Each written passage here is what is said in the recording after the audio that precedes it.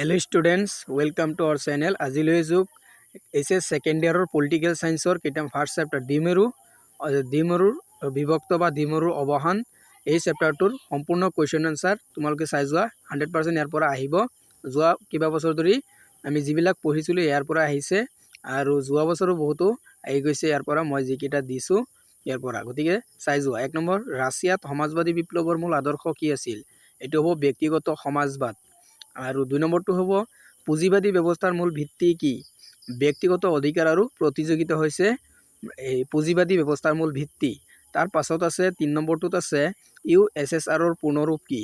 ইয়াৰ সম্পূৰ্ণ নাম এইটো বহুত important, union of Soviet socialist Republic. তাৰপিছত আছে 4 নম্বৰ, বলছেভিক বিপ্লৱ কেতিয়া সংঘটিত হৈছিল?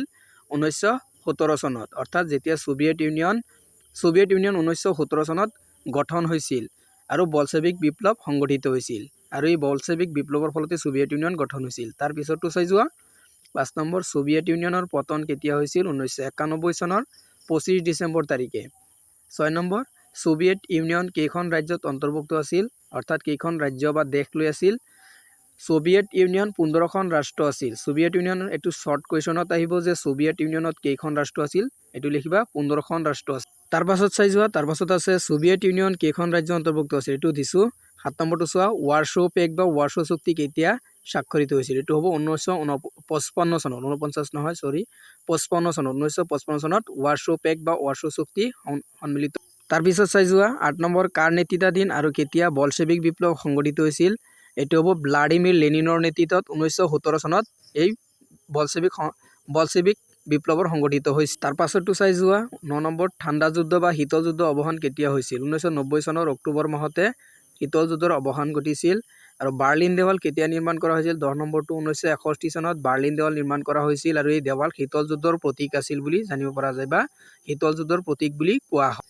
তাৰ পিছৰ কুৱেশ্যন চাই যোৱা। মিখাইল গৰ্বাচেভে কেতিয়া সোভিয়েট ইউনিয়নৰ ৰাষ্ট্ৰপতি হৈছিল? তেখেতে গ্ৰহণ কৰা সংস্কাৰ নীতি দুটা কি কি? এইটো মোষ্ট ইম্পৰ্টেণ্ট হয়, তোমালোকে চাই যাবা। 1985 চনৰ 11 মাৰ্চ তাৰিখে মিখাইল গৰ্বাচেভে সোভিয়েট ইউনিয়নৰ ৰাষ্ট্ৰপতি হৈছিল। তেখেতৰ গ্ৰহণ কৰা সংস্কাৰ নীতি দুটা হ'ল গ্লাছনোষ্ট আৰু পেৰেষ্ট্ৰইকা। তাৰপিছত আছে যে গ্লাছনোষ্টৰ অৰ্থ কি? গ্লাছনোষ্টৰ অৰ্থ হ'ল মুকলি ভাৱ আৰু পেৰেষ্ট্ৰইকাৰ অৰ্থ হ'ল পুনৰ গঠন, ৰিবিল্ড। 12 নম্বৰ, সোভিয়েট ইউনিয়নৰ পতনৰ ভৌগোলিক কাৰণ কি আছিল? বিভিন্ন গণৰাজ্যৰ স্বাধীনতাৰ নীতি আছিল সোভিয়েট ইউনিয়ন পতনৰ ভৌগোলিক। তাৰ পাছতো চাই যোৱা। সোভিয়েট সংঘৰ পতনৰ ফলাফলসমূহ কি আছিল? সোভিয়েট সংঘ বা সোভিয়েট ইউনিয়ন ভাঙোনৰ ফলাফলসমূহ তলত উল্লেখ কৰা হ'ল। সমাজবাদী শাসন ব্যৱস্থাৰ অৱসান ঘটিল আৰু সোভিয়েট ইউনিয়নৰ ভাঙোনৰ ফলাফল সমাজবাদী যিটো শাসন ব্যৱস্থা আছিল এইটো ভাঙি পৰিল। তাৰ পাছতো চোৱা। বিশ্ব ৰাজনীতিত আমেৰিকা যুক্তৰাষ্ট্ৰ একমাত্ৰ মহাশক্তি হিচাপে আত্মপ্ৰকাশ কৰিলে। 3 নম্বৰ, সোভিয়েট সংঘ ভাঙি বহুতো স্বাধীন ৰাষ্ট্ৰৰ সৃষ্টি হ'ল। 4 নম্বৰ, বিশ্ব অৰ্থনীতিত উদাৰীকৰণ, ব্যক্তিগতীকৰণ আৰু বিশ্বায়নৰ প্ৰসাৰ ঘটিল আৰু এইবোৰ হৈছে ফলাফল। তাৰপিছত চোৱা। আকৌ দিয়া আছে 5 নম্বৰটো দিয়া আছে। 4 নম্বৰটো আগৰ পেৰেগ্ৰাফত আলোচনা কৰিছোঁ। 5 নম্বৰটো চোৱা। নতুন অৰ্থনৈতিক ব্যৱস্থা আৰু বজাৰ ভিত্তিক নীতিৰ প্ৰচলন বৃদ্ধি পালে। তাৰপিছত আছে আঘাত নিৰাময় বা শ্বক থেৰাপি বুলিলে কি বুজায়? এইটো মোষ্ট ইম্পৰ্টেণ্ট, এইটো আহেই।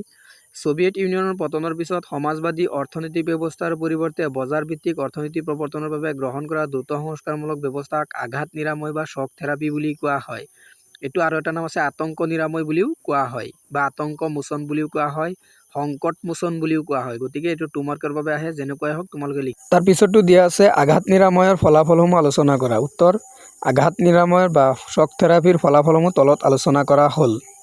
1 নম্বৰটোত আছে উদ্যোগ কাৰখানাৰ ব্যক্তিগতকৰণ। আঘাত নিৰাময় নীতিৰ ফলত বহুতো ৰাষ্ট্ৰীয় উদ্যোগ ব্যক্তিগত খণ্ডলৈ হস্তান্তৰ কৰা হৈছিল আৰু বহু উদ্যোগ বন্ধ হৈ যায় আৰু উৎপাদন হ্ৰাস পায়। ফলস্বৰূপে বহু লোক বেকাৰ হৈ বহি থাকিবলগীয়া হৈছিল। তাৰ পিছতো আছে মূল্য বৃদ্ধি আৰু অৰ্থনৈতিক সংকট। এই নীতিৰ ফলত বজাৰত মূল্য বৃদ্ধি ঘটে আৰু অত্যাৱশ্যকীয় সামগ্ৰীৰ দাম বহুগুণে বৃদ্ধি পায় আৰু সাধাৰণ মানুহে আৰ্থিক সমস্যাৰ সন্মুখীন হ'বলগীয়া হয়। তাৰ পিছতো আছে যে বেকাৰত্ব বৃদ্ধি পোৱা। 3 নম্বৰ, ৰাষ্ট্ৰীয় উদ্যোগসমূহ বন্ধ হোৱাৰ ফলত বহু লোকে চাকৰি হেৰুৱাব লগা হৈছিল আৰু বেকাৰত্ব জীৱন যাপন কৰিবলগীয়া হৈছিল। তাৰ পিছতো চোৱা। সামাজিক বৈষম্য বৃদ্ধি। 4 নম্বৰটো, ধনী আৰু দুখীয়াৰ মাজত বৈষম্য অধিক বৃদ্ধি পায়। কিছুমান লোকে অতি ধনী হয় যদিও সাধাৰণ মানুহৰ জীৱন যাত্ৰা কঠিন হৈ পৰে।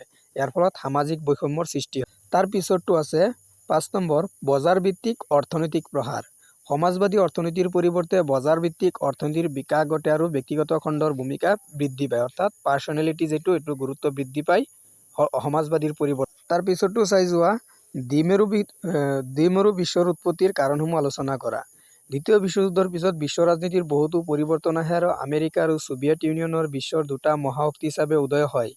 এই পৰিস্থিতিত বিশ্বৰ দুটা গোট বিভক্ত হয়, ইয়াকে দ্বিমেৰু বিশ্বৰ সৃষ্টি হয়, অৰ্থাৎ তাকে দ্বিমেৰু বা দ্বিতীয় বিশ্ব বুলি। তাৰপিছতো চাই যোৱা এটা পইণ্ট চাই যোৱা দ্বিতীয় বিশ্বযুদ্ধৰ ফলাফল। যুদ্ধৰ পিছত ইউৰোপৰ বহু দেশ দুৰ্বল হৈ পৰে আৰু আমেৰিকা আৰু ছোভিয়েট ইউনিয়ন শক্তিশালী দেশ হিচাপে উত্থান ঘটে। ইয়াৰ ফলত দ্বিমেৰু বিশ্বৰ উৎপত্তি। তাৰপিছত আছে 2 নম্বৰ আদৰ্শগত পাৰ্থক্য। আমেৰিকাৰ পুঁজিবাদ সমৰ্থন কৰিছিল। আমেৰিকাই পুঁজিবাদী ব্যৱস্থাৰ যিটো সমৰ্থন কৰিছিল আৰু আনহাতে ছোভিয়েট ইউনিয়ন সমাজবাদী ব্যৱস্থা প্ৰৱৰ্তন কৰিছিল বা সমৰ্থন কৰিছিল। এইটো হৈছে আদৰ্শগত। তাৰপিছতো চাই যোৱা কাৰণটো সামৰিক শক্তি বৃদ্ধি। দুয়ো দেশেই পৰমাণু অস্ত্ৰ আৰু সামৰিক শক্তি বৃদ্ধি কৰিছিল, যাৰ ফলত দ্বিতীয় বিশ্বৰ সৃষ্টি হৈছিল। 4 নম্বৰ বিশ্বৰ ওপৰত প্ৰভাৱ বিস্তাৰৰ চেষ্টা। উভয় দেশে অৰ্থাৎ আমেৰিকা আৰু ছোভিয়েট ইউনিয়ন দুয়োটা দেশেই নিজৰ আদৰ্শ বিশ্বজুৰি বিস্তাৰ কৰিবলৈ চেষ্টা কৰিছিল আৰু ইয়াৰ ফলতে দ্বিতীয় বিশ্বৰ সৃষ্টি হৈছিল। তাৰপিছত দিয়া আছে উপসংহাৰ। এই সকলোবোৰ কাৰণৰ ফলত বিশ্বৰ দুটা গোটত বিভক্ত হয় আৰু দ্বিমেৰু বা দ্বিতীয় মেৰু বিশ্বৰ সৃষ্টি হয় বা দ্বিতীয় বিশ্বৰ সৃষ্টি হয় বুলি। তাৰ পাছতো চাই যোৱা ছোভিয়েট ইউনিয়নৰ পতনৰ কাৰণসমূহ কি কি। এইটো মোষ্ট ইম্পৰ্টেণ্ট কুৱেশ্যন হয়। তোমালোকে লিখিবা যে ছোভিয়েট ইউনিয়নৰ পতনৰ কাৰণসমূহ তলত আলোচনা কৰা হ'ল, এনেকুৱা লিখিবা, পিছত পইণ্টকেইটা ডেছক্ৰিপশ্যন কৰি দিবা। পিছত এনেকুৱা লিখিবা যে 1 নম্বৰ অৰ্থনৈতিক দুৰ্বলতা। এইটো দুটা বা তিনিটা শাৰী লিখি দিবা। অৰ্থনৈতিক দুৰ্বলতা কি আছিল এইটো। আৰু অস্ত্ৰৰ প্ৰতিযোগিতাত অতিৰিক্ত ব্যয়। দুয়োখন দেশে অস্ত্ৰৰ প্ৰতিযোগিতাত যথেষ্ট টকা ব্যয় কৰে বা খৰচ কৰে।